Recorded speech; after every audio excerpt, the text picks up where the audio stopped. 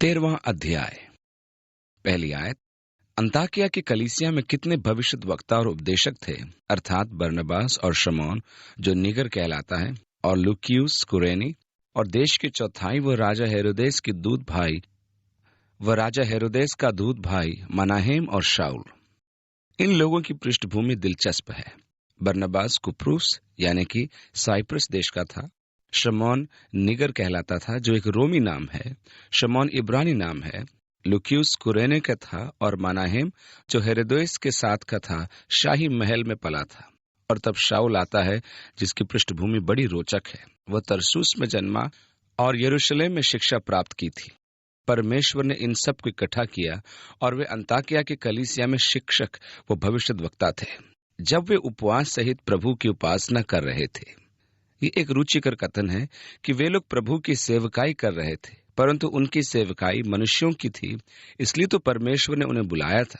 बाद में पौलुस लिखता है, और जो भी वचन या कर्म में करते हो, सब कुछ प्रभु यीशु के नाम में करो। लोगों में सेवकाई करना काफी निराशाजनक हो सकता है, वरन उससे भी बुरा हो सकता है। लोग सामान्यतः आपकी सेवाओं की प्रशंसा नहीं करते जो कि आपने उनके लिए किए हैं। वे हानिकारक भी हो सकते हैं। मेरे जीवन में खुद ऐसे समय आते हैं जब मैं लोगों को मार्गों पर बुड़बुड़ाते पाता हूँ, और ऐसे समयों में प्रभु मुझसे बात करता है और कहता है, किसकी सेवा कर रहा है? तू किसका सेवक है, मनुष्यों का या मेरा? और मैं कहता हूँ, प्रभु मैं तेरा सेवक हूँ। तब वो कहता है, अपनी बड़बड़ छोड़ और ऐसी सेवा कर कि जैसे मानो मेरी सेवा कर रहा है। लोगों की सेवा के द्वारा वास्तव में तुम मेरी सेवा कर रहे हो। इस प्रकार मैंने बहुत से ऐसे कामों को करना सीखा है जो मेरी रुचि के नहीं थे। मुझे प्रभु के लिए कुछ अप्रिय कार्य भी करने पड़े हैं। मैं उन मनुष्यों की सेवा करते हुए परेशान हो जाता हूं जो स्वाभाविक हैं, परंतु प्रभु के लिए करने का अर्थ है अनिवार्यता, अर्थात मैं वास्तव में उसका सेवक हूं, यानी कि प्रभु का सेवक। हाँ, प्रभु अतिरिक्त और कहीं भी नहीं। आपको केवल यही कहना है क्योंकि आप उसके सेवक हैं, परंतु ये तभी हो सकता है जब आप ऐसी मानसिकता रखें कि मैं प्रभु की सेवा कर रहा हूं। पौलुस ने कुलुस्सी में कहा था, वचन और कर्म में जो भी करो प्रभु के लिए करो, प्रभु को ध्यान रखते हुए करो। ध्यान दे, यहाँ कहा गया है कि वे प्रभु की सेवा में थे। उनमें सेवकाई के संबंध में सही समझ थी, परंतु उनकी सेवकाई में लोगों की सेवा करना था, उनको सिखाना, सहायता करना, हिम्मत अफजाई करना आदि जो वास्तव में प्रभु के लिए था, उनकी सेवा करनी थी। अब दूसरी आयत में लिखा है, जब वे उपवास सहित, तो पवित्र आत्मा ने कहा, मेरे निमित्त बरनबास और शाऊल को उस काम के लिए अलग करो जिसके लिए मैंने उन्हें बुलाया है। आप क्या समझते हैं, पवित्र आत्मा ने यह किस प्रकार कहा होगा? सीधे तौर पर कहा गया है कि पवित्र आत्मा ने कहा, परंतु किस प्रकार कहा? क्या वे वहां बैठे थे और एक आवाज आई जो एक गहरी हल्की आवाज थी या तेज आवाज थी? आप क्या जानते हैं कि पवित्र आत्मा की आवाज कैसी होगी? कलीसिया में भविष्यद्वक्ता थे। मैं सोचता हूं यह बात भविष्यवाणी के वचन के द्वारा उनमें से एक के पास आई होगी, उनमें से किसी एक के द्वारा जिसके पास भविष्यवाणी का वरदान था, और इस प्रकार किसी एक मनुष्य की भविष्यवाणी द्वारा उनको मार्गदर्शन मिला कि बरनबास व शाऊल को उस काम के लिए अलग करो जिसके लिए मैंने उन्हें बुलाया है। इस प्रकार ये शब्द पवित्र आत्मा ने उनमें से एक भविष्यद्वक्ता के द्वारा बोले। बाद में प्रेरित पौलुस तीमुथियुस को वरदानों के विषय लिखते हुए कहता है कि वरदानों को ढूंढो जो तुम में हैं और जो तुम्हें हाथ रखते समय दिए गए थे, और भविष्यवाणी तुम्हारे बारे में की गई थी। इस प्रकार आरंभिक कलीसिया में लोगों पर हाथ रखने की, उनके लिए प्रार्थना करने की प्रथा थी। कई बार भविष्यवाणी के द्वारा भी पथ प्रदर्शन प्राप्त होता था। इन वरदानों का कलीसिया में प्रयोग होता था। निस्संदेह भविष्यवाणी के वरदान के द्वारा पवित्र आत्मा ने कलीसिया को परमेश्वर का वचन दिया, और उसने कहा कि बरनबास और पौलुस को उस कार्य के लिए अलग करो जिसके लिए परमेश्वर ने उन्हें बुलाया है। आगे लिखा है, तब उन्होंने उपवास व प्रार्थना करके और उन पर हाथ रखकर उन्हें विदा किया। सो वे पवित्र आत्मा के भेजे हुए सिलूकिया को गए और वहां से जहाज में चढ़कर कुप्रुस को चले। पद 3 में उन्होंने उपवास व प्रार्थना की, उन पर हाथ रखे और भेज दिया। परंतु अगला पद हमें बताता है कि दरअसल वो पवित्र आत्मा था जिसने उन्हें भेजा। और चौथी आयत में सिलूकिया को गए और वहां से जहाज में चढ़कर कुप्रुस को चले। अंताकिया शहर ओरोनेटेस नदी पर समुद्री तट से लगभग 15 मील ऊपर था, इसलिए उन्हें 15 मील दूर तटीय प्रदेश सिलूकिया आना पड़ा। वहां वे जहाज पर सवार हुए और कुप्रुस को मिशनरी यात्रा पर निकल गए। और सलामीस में पहुंचकर परमेश्वर का वचन यहूदियों के आराधनालयों में सुनाया। और यूहन्ना उनका सेवक था। वहां एक युवक था जो उनके साथ गया था ताकि उनकी छोटी छोटी आवश्यकताओं का ध्यान रखे। 6 आयत में लिखा है, वे उस सारे टापू में होते हुए पाफुस तक पहुंचे। उन्होंने कुप्रूस द्वीप के काफी क्षेत्र में दौरा किया। पाफुस उस समय कुप्रूस की राजधानी थी। और 6 आयत में लिखा है, वहां उन्हें बार यीशु नाम एक यहूदी टोना और झूठा भविष्यद्वक्ता मिला। वह सिरगयुस पौलुस सूबेदार के साथ था, जो बुद्धिमान पुरुष था। सिरगयुस कभी कुप्रूस द्वीप का राज्यपाल था। उन दिनों में लोग बड़े अंधविश्वासी थे। अधिकतर अधिकारियों के तो प्राय अपने ही जादूगर होते थे जिनसे वे सलाह लेते थे। मुझे परेशानी हुई जब जीन डिक्सन ने अपनी पुस्तक गिफ्ट ऑफ प्रोफेसी अर्थात भविष्यवाणी का वरदान लिखा, और उसमें उसने लिखा कि किस प्रकार विभिन्न राष्ट्रपतियों ने सलाह लेने के लिए उसे बुलाया। इतने वर्षों में भी हम बदले नहीं हैं। हमारे नेतागण ऐसे वरदान प्राप्त लोगों से सलाह लेते हैं। उन दिनों में हर एक नेता के पास एक सलाहकार होता था। यहाँ बार यीशु नामक एक जादूगर भी है जो कुप्रूस के राज्यपाल सिरगयुस का सलाहकार था। आगे लिखा है, उसने बरनबास व शाऊल को अपने पास बुलाकर परमेश्वर का वचन सुनना चाहा, परंतु इलीमास टोन्हे ने, क्योंकि यही उसके नाम का अर्थ है, उनका सामना करके हाकिम को विश्वास करने से रोकना चाहा। तब शाऊल ने, जिसका नाम पौलुस भी है, पवित्र आत्मा से परिपूर्ण हो उसकी ओर टकटकी लगाकर देखा और कहा, हे सारे कपट और सब चतुराई से भरे हुए शैतान के संतान, सकल धर्म के बैरी, क्या तू प्रभु के सीधे मार्गों को टेढ़ा करना न छोड़ेगा? अब देख, प्रभु का हाथ तुझ पर लगा है और तू कुछ समय तक अंधा रहेगा और सूर्य को न देखेगा। तब तुरंत धुंधलापन और अंधेरा उस पर छा गया और वह इधर उधर टटोलने लगा ताकि कोई उसका हाथ पकड़ के उसे ले चले। कितनी रुचिकर बात है। क्या आपको कई बार नहीं लगता कि आपके पास भी ऐसी सामर्थ होती तो कितना अच्छा होता?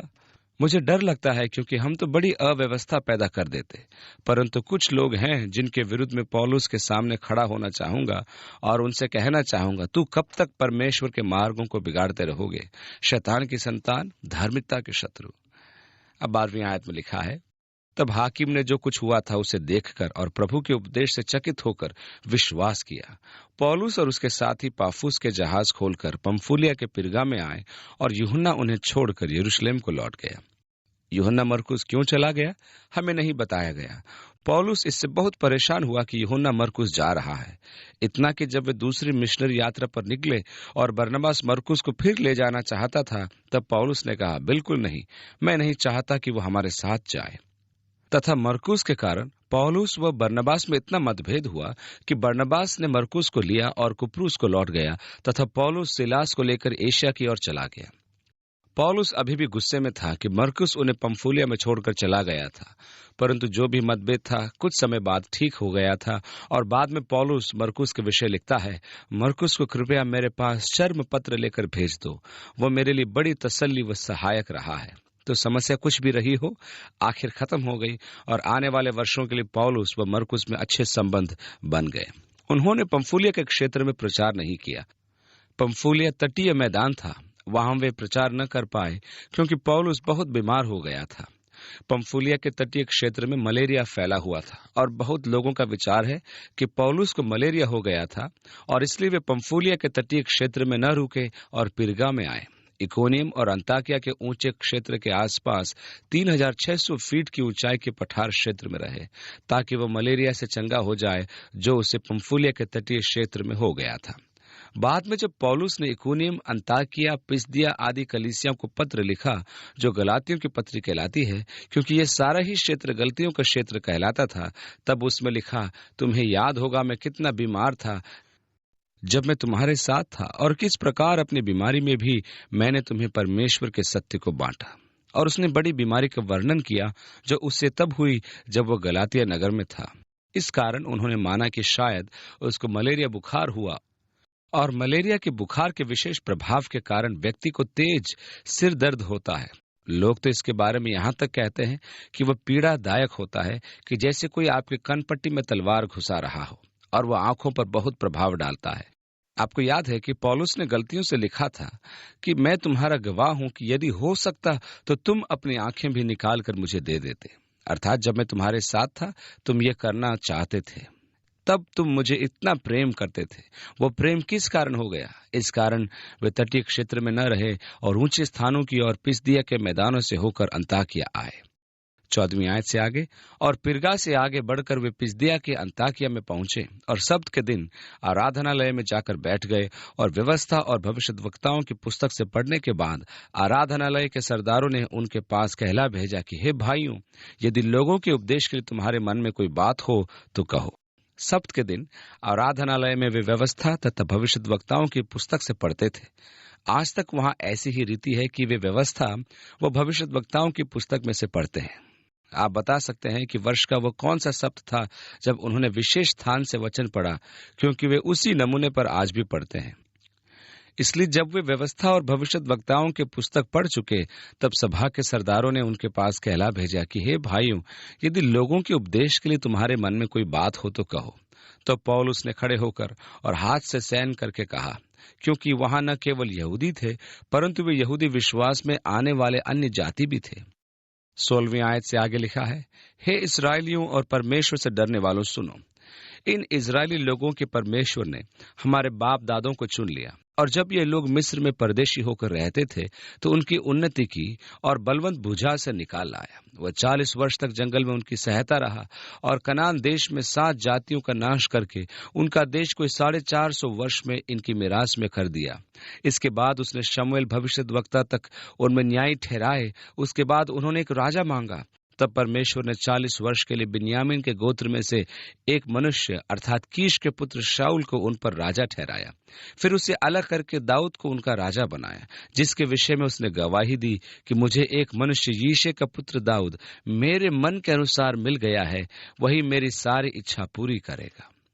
अब पौलुस उनके लिए उनके इतिहास को दोहरा रहा है। परमेश्वर तुम्हारे पितरों के साथ था और मिस्र की दासता से आश्चर्य कर्मों द्वारा उन्हें निकाल लाया और 40 वर्ष जंगल में उनके सहकर उनको प्रतिज्ञा के देश में लाकर उन्हें वह देश दे दिया। फिर उन पर न्याय नियुक्त किए जो 450 वर्षों तक उन पर राज्य करते रहे, और शमूएल के समय उन्होंने एक राजा की मांग की ताकि वे भी दूसरे देशों के समान हो जाएं। इस समय तक इस्राएल परमेश्वर द्वारा शासित था, परंतु वे शासन से संतुष्ट न थे, और इस्राएल के इतिहास में वह दिन सबसे दुखद दिन था जब उन्होंने परमेश्वर के शासन से निकलकर राजा के शासन की मांग की ताकि अपने चारों ओर के देशों के समान बने। हम नहीं चाहते कि परमेश्वर हम पर राज्य करे, हम चाहते हैं कि एक राजा हम पर राज्य करे। पहले शमूएल की दुखद घटना को हम जानते हैं कि उन्होंने दूसरी जातियों के समान एक राजा की मांग की। इस पर शमूएल बड़ा निराश हुआ, परंतु परमेश्वर ने कहा, शमूएल निराश मत हो, उन्होंने तुझे नहीं मुझे राजा होने से अस्वीकारा है। और परमेश्वर ने शमूएल से कहा, शाऊल का अभिषेक कर जो कीश के पुत्र का था, कि वह इसराइल पर राजा हो। और उसने लगभग 40 वर्ष तक राज्य किया। उसके राज्य की समाप्ति के निकट शमूएल बूढ़ा हो गया था, देख भी नहीं सकता था, परंतु परमेश्वर का वचन उसके पास पहुंचा कि शाऊल से कहे कि अमालेकियों का अस्तित्व पूर्णतया मिटा दे, पशुओं व सब की हत्या कर, कोई भी जीवित न रहे।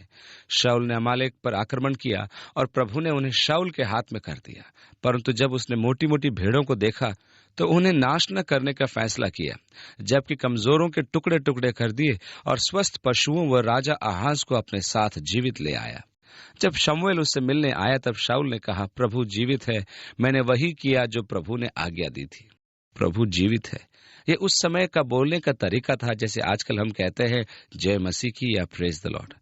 ये धार्मिक संबोधन है, ये सार्थक भी हो सकते हैं और निरर्थक भी। बहुत से लोग इस प्रकार के धार्मिक शब्दों का प्रयोग करते हैं, परंतु उनके मन में उसका कोई मतलब नहीं निकलता। इजराइल में एक अरबी लड़का है जो गलियों में सामान बेचता है, और जब यात्री लोग वहां घूमने आते हैं तो उनके रंग को देखकर, उनके देश को देखकर, उनकी शैली को देखकर वो अपनी भाषा को बदल देता है। वो आपसे पूछता है, आप कहां से आए? और यदि आप कहते हैं हम अमेरिका से आए हैं, तो वह तुरंत प्रेज द लॉर्ड भाई लोग कैसे हो, हालेलुया बोलना शुरू कर देता है। मेरा इस लड़के से कई बार सामना हुआ। वो मुझसे चिढ़ जाता था क्योंकि मैं हमेशा पूछता था तू क्या कह रहा है। मैं उसे याद रहता हूं, और बहुत बार अब वह मुझे देखकर वो मुड़कर चला जाता है, क्योंकि यीशु मसीह के सत्य के विषय कई बार हमारा विवाद हुआ है। तो अभी मैं उसके अन्य दलों के पास जाकर प्रभु की स्तुति हो, धन्य प्रभु, प्रभु की स्तुति हो कहते सुनता हूं, परंतु वो असली में मुसलमान है। देखिए, वो सामान बेचने के लिए अपने मुंह का प्रयोग करता है। इन शब्दों का प्रयोग करना अच्छा है यदि हम ये शब्द ईमानदारी से कहें, परंतु हमें होशियार रहना चाहिए कि कहीं वो हमारा निरर्थक बोलने का तरीका ना बन जाए। और ये वाक्यांश और प्रभु जीवित है इस्राएल में उस समय एक आत्मिक निरर्थक शब्द बन गया था। यदि आपको अपनी आत्मिकता से किसी को प्रभावित करना हो तो आप कहेंगे, भाई प्रभु जीवित है। तो शाऊल इस आत्मिक निरर्थक शब्द का प्रयोग कर रहा था, जबकि प्रभु जीवित है। मैंने वो सब कर दिया जिसकी आज्ञा परमेश्वर ने मुझे दी थी। और शमूएल ने कहा, क्या यहोवा होम बलियों और मेल बलियों से उतना प्रसन्न होता है जितना कि अपनी बात के माने जाने से प्रसन्न होता है? मानना तो बलि चढ़ाने से और कान लगाना मेढ़ों की चर्बी से उत्तम है। क्या तू नहीं जानता कि विद्रोह जादूगरी के समान पाप है? क्योंकि तूने परमेश्वर का अपना राजा नहीं माना। परमेश्वर अपने लोगों पर राज्य करने के लिए तुझे स्वीकार नहीं करता है। अब परमेश्वर ऐसे व्यक्ति को खोजेगा जो उसके मन के अनुसार हो और जो उसकी इच्छा को पूरी करे। लगता है समस्त इतिहास में परमेश्वर ऐसा ही करता है। परमेश्वर सदा ऐसे व्यक्ति की खोज में रहता है जो उसके मन के अनुसार हो और उसकी इच्छा को पूरी करे। कई बार शाऊल के समान हमारे हृदयों में भी अहम भर जाता है, क्योंकि ये हमारे हृदय का केंद्र बन जाता है। इसलिए हम अपनी इच्छा को पूरी करना चाहते हैं, न कि परमेश्वर की, और आमतौर से हम परमेश्वर की इच्छा के विरुद्ध विद्रोह करते हैं। यदि मेरी इच्छा या परमेश्वर की इच्छा में चयन की बात हो तो कितनी बार हम अपनी इच्छा को परमेश्वर की इच्छा से अधिक मानते हैं। परमेश्वर ऐसे व्यक्ति की खोज में था जो उसके मन के अनुसार चले। यहेजकेल की पुस्तक के 22वें अध्याय की 30वीं आयत में लिखा है, मैंने उनमें ऐसा मनुष्य खोजना चाहा जो दरार में खड़ा हो मेरे और देश के मध्य, कि मैं उसको नाश न करूं, परंतु कोई न मिला। परमेश्वर अपने हृदय के अनुसार एक मनुष्य को ढूंढ रहा है जो उसकी इच्छा को पूरी करे, परंतु कठिनाई के समय उस इतिहास के युग में ऐसा नहीं हुआ। परमेश्वर को एक जन मिल गया जिसका नाम दाऊद था। पौलुस बताता है कि परमेश्वर को दाऊद मिल गया जो उसके मन के अनुसार था और उसकी इच्छा को पूरी करता था। कोई मनुष्य सिद्ध नहीं। परमेश्वर को ऐसा व्यक्ति तब तक नहीं मिल सकता जब तक कि वह व्यक्ति परमेश्वर को अपने हृदय के केंद्र में न रखे। और जब समय आता है तो वह मनुष्य अपनी नहीं बल्कि परमेश्वर की इच्छा को पूरी करता है। वह व्यक्ति जो परमेश्वर की इच्छा को पूरी करता है वह परमेश्वर के मन के अनुसार होता है। इस पुरुष के वंश में से, अब आपने देखा, पौलुस उनके इतिहास को दोहरा रहा है और यीशु तक आ रहा है, और अब वो एक लंबी छलांग लगाता है। इतिहास के संक्षिप्त दोहराने में दाऊद तक आते ही वो यीशु पर आ जाता है, क्योंकि दाऊद के लिए परमेश्वर ने कहा, इस व्यक्ति के वंश से परमेश्वर इस्राएल के लिए एक उद्धारकर्ता खड़ा करेगा। अपनी प्रतिज्ञा के अनुसार परमेश्वर इस्राएल को मुक्तिदाता देता है जिसका नाम यीशु था। दाऊद ने जब परमेश्वर के लिए मंदिर निर्माण करने का फैसला किया तो वह नाथान नबी के पास आया और कहा, मैं परमेश्वर के लिए घर बनाना चाहता हूँ, वो तेजोमय हो। मैं तो सुंदर महल में रहता हूँ और परमेश्वर तंबू में, ये ठीक नहीं। परमेश्वर को तो सबसे महान भवन में रहना चाहिए जो मनुष्य बना सके, और मैं परमेश्वर के लिए ऐसा ही एक भव्य भवन बनाऊंगा। नातान ने कहा, हे महान दाऊद, जो तेरे हृदय में है उसे कर। परंतु उसी रात परमेश्वर नातान के पास आया और कहा, नातान, तूने बोलने में जल्दी की। तुझे दाऊद से कहना होगा कि वह मेरे लिए भवन नहीं बनवा सकता। उसके हाथ खून से रंगे हैं। उससे कह, मैं उसके घराने को बनाऊंगा। मैंने उसे भेड़ों के पीछे चलने से लिया और अपनी प्रजा पर राजा नियुक्त किया, और उसके वंश में सदा सिंहासन पर बैठने के लिए एक होगा, अर्थात मसीह दाऊद के द्वारा आएगा। अगले दिन नातान दाऊद के पास आया और कहा, दाऊद, मैं तुझे एक बुरी खबर और एक अच्छी खबर सुनाने आया हूं। पहले बुरी खबर सुन। तू परमेश्वर के लिए भवन नहीं बनवा सकता। तेरे हाथ खून से रंगे हैं। परंतु अच्छा समाचार यह है कि परमेश्वर तेरे लिए घराना बनाएगा और तेरे वंश में सदाकाल तक सिंहासन पर बैठने वाले की कमी न होगी। दाऊद जानता था कि परमेश्वर क्या कह रहा है, मसीह मेरे देश से आएगा। ये संदेश सुनकर दाऊद प्रभु के सामने गया और कहा, हे परमेश्वर, मैं तो कुछ नहीं था। मैं तो बैतलहम की पहाड़ियों में रहने वाला एक बालक था जो भेड़ों के साथ रहता था, और उन भेड़ों में से तूने मुझे ले लिया और अपने लोगों पर राजा नियुक्त कर दिया। प्रभु, तूने पहले ही मेरे लिए इतना कर दिया है और तू भविष्य की बातें भी कर रहा है। और दाऊद वहां पर परमेश्वर के अनुग्रह से भाव विभोर हो उठता है और एकदम परमेश्वर के सामने चुप हो जाता है। मेरे साथ भी कई बार ऐसा होता है जब मेरे शब्द निकलते नहीं हैं और मैं परमेश्वर के सामने बिल्कुल चुप खड़ा रह पाता हूं। पौलुस वर्णन करता है कि परमेश्वर ने प्रतिज्ञा की कि मसीह दाऊद के वंश से होगा और वह सीधे मसीह तक छलांग लगाता है। 23वीं आयत से आगे, इसी के वंश में से परमेश्वर ने अपनी प्रतिज्ञा के अनुसार इसराइल के पास एक उद्धारकर्ता अर्थात यीशु को भेजा, जिसके आने से पहले यूहन्ना ने सब इसराइलियों को मन फिराव के बपतिस्मे का प्रचार किया। और जब यूहन्ना अपना दौर पूरा करने पर था तो उसने कहा, तुम मुझे क्या समझते हो? मैं वह नहीं, वरन देखो मेरे बाद एक आने वाला है जिसके पांवों की जूती भी मैं खोलने के योग्य नहीं। हे भाइयों, तुम जो इब्राहिम के संतान हो और जो परमेश्वर से डरते हो, तुम्हारे पास इस उद्धार का वचन भेजा गया है। परमेश्वर ने अपनी प्रतिज्ञा को पूरा किया।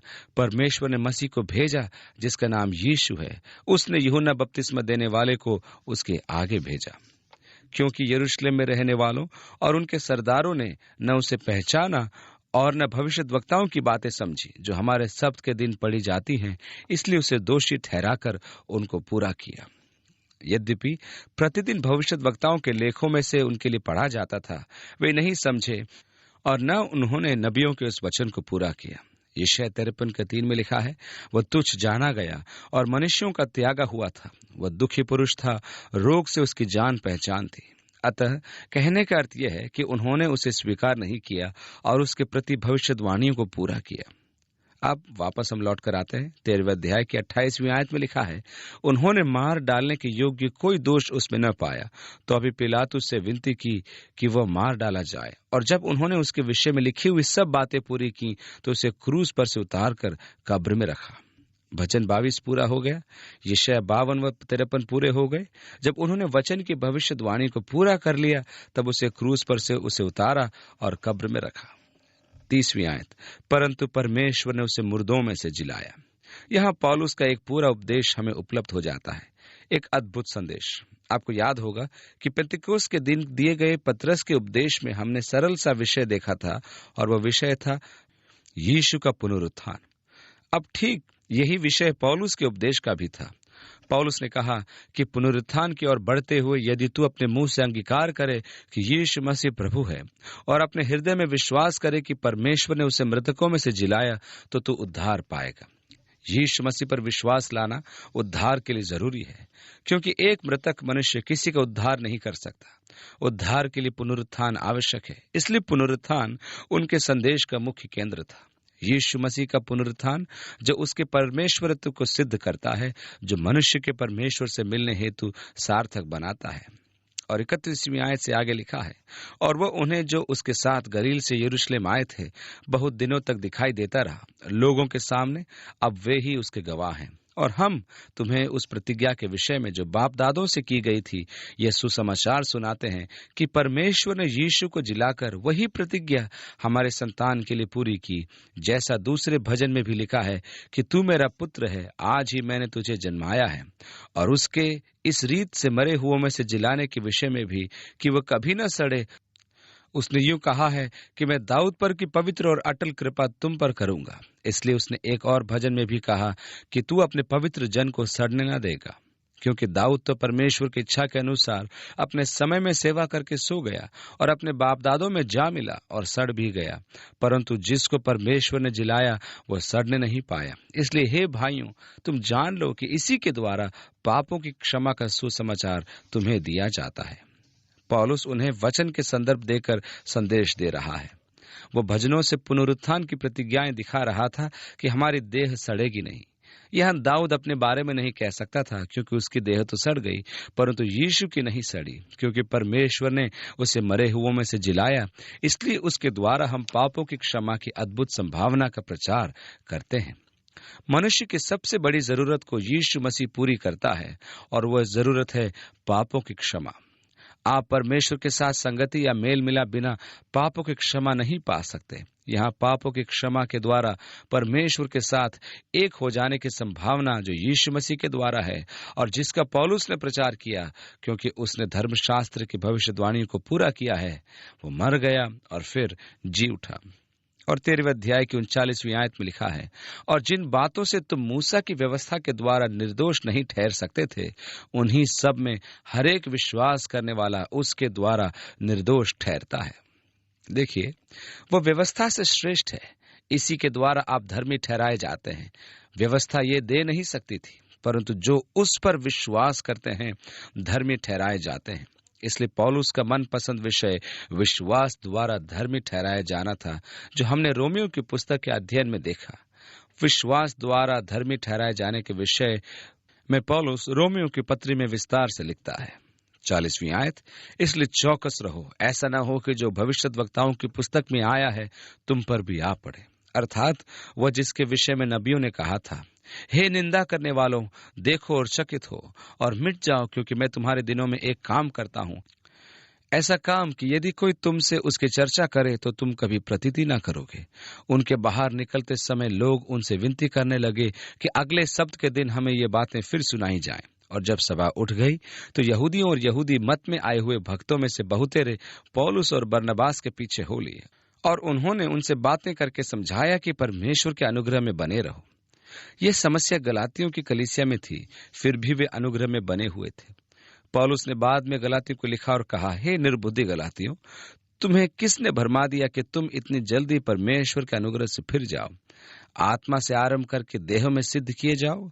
और यही बातें जो उन्हें सिखाई गई थी वे नहीं कर पा रहे थे। परमेश्वर अपने वचन को व्यर्थ नहीं जाने देता है। हम कई बार कहते हैं कि परमेश्वर हमें ये बताने की आवश्यकता नहीं, मैं जानता हूँ प्रभु, इस क्षेत्र में मुझे कोई समस्या नहीं, इसके बारे में बात करने की जरूरत ही नहीं है। परंतु परमेश्वर अपने वचन को व्यर्थ नहीं भेजता। यदि वो आपसे कुछ कहता है तो ये निश्चित है कि वहीं पर आप किसी न किसी समस्या में पड़ सकते हैं। हम अपने को कितना जानते हैं उससे अधिक परमेश्वर हमें जानता है, क्योंकि परमेश्वर का वचन हमें बर्बाद होने देना नहीं चाहता। वो हमें उन विषयों पर बात करता है जिन्हें वह जानता है, चाहे हम उन्हें अनावश्यक समझें। ये सामान्यतः उस क्षेत्र में होता है जहां हम बाद में शायद असफल हो जाएं। इसी प्रकार उनके साथ भी हुआ। उसने कहा, परमेश्वर के अनुग्रह में बने रहो, परंतु वे नहीं रहे। आगे लिखा है, अगले सप्त के दिन नगर के प्राय सब लोग परमेश्वर का वचन सुनने को इकट्ठे हो गए। वचन चारों ओर फैल गया और सब वचन सुनने इकट्ठे हो गए। 45वीं आयत से आगे लिखा है, परंतु यहूदी भीड़ को देखकर डाह से भर गए और निंदा करते हुए पौलुस की बातों के विरोध में बोलने लगे। तब पौलुस व बरनबास ने निडर होकर कहा, अवश्य था कि परमेश्वर का वचन पहले तुम्हें सुनाया जाता, परंतु जबकि तुम उसे दूर करते हो और अपने को अनंत जीवन के योग्य नहीं ठहराते, तो देखो हम अन्य जातियों की ओर फिरते हैं। इस प्रकार सुसमाचार को वे पहले यहूदियों में लाए, परंतु उन्होंने ग्रहण न किया, तब वे अन्य जातियों की ओर फिरे। पौलुस रोमियो के पहले अध्याय में कहता है, क्योंकि मैं मसीह के सुसमाचार से नहीं लजाता। इसलिए कहा, एक विश्वास करने वाले के लिए पहले यहूदी के लिए फिर यूनानी के लिए उद्धार के निमित्त परमेश्वर की सामर्थ है। पौलुस सामान्यतः इस नमूने का पालन करता था। पहले सुसमाचार को यहूदियों के पास ले गया ताकि उनके पास उसे अस्वीकार करने का अवसर हो, और तब वो अन्य जातियों में सुसमाचार ले गया। उन्होंने स्वयं को भी दोषी ठहराया। मनुष्य स्वयं को दोषी ठहराता है। आपको याद होगा, पिलातुस ने कहा, इस यीशु के साथ मैं क्या करूं जो मसीह कहलाता है। पिलातुस ने अपना न्याय कर दिया, परंतु वास्तविकता में वह अपना ही न्याय कर रहा था। पिलातुस का प्रश्न है जिसका सामना प्रत्येक व्यक्ति को करना होता है। आप में से प्रत्येक को इस प्रश्न का सामना करना होगा कि मैं यीशु का क्या करूं। ये देखना पिलातुस का काम नहीं है। ये प्रश्न आपके सामने है। आप यीशु के साथ क्या करें जो मसीह कहलाता है। आपको अपना न्याय करना है कि आप उसके साथ क्या करेंगे।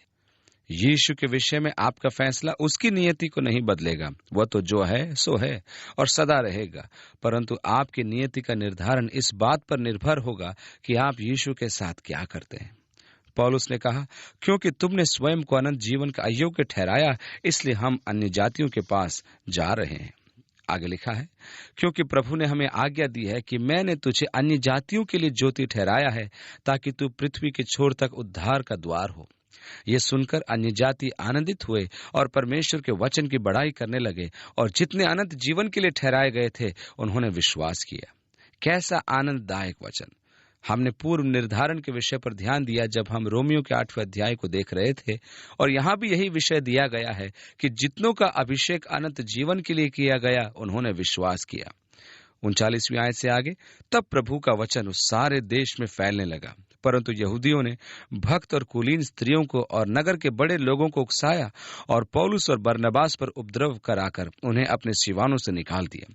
तब वे उनके सामने अपने पांवों की धूल झाड़कर इकुनियम को गए और चेले आनंद और पवित्र आत्मा से परिपूर्ण होते रहे। वे एक प्रकार से एक दूसरे के सहभागी थे। आनंद से भरना, पवित्र आत्मा से भरना या पवित्र आत्मा से परिपूर्ण होना आनंद से परिपूर्ण होता था।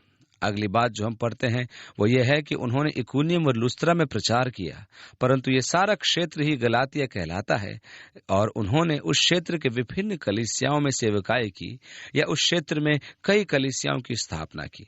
अगली बार हम उस क्षेत्र में उनकी सेवकाई पर मनन करेंगे। हमारे मनन के लिए बहुत कुछ है यदि हम परमेश्वर के उस वचन को दोहराते हैं जिसका आज हमने अध्ययन किया है। प्रभु के प्रति हमारी सेवकाई, परमेश्वर की सेवकाई।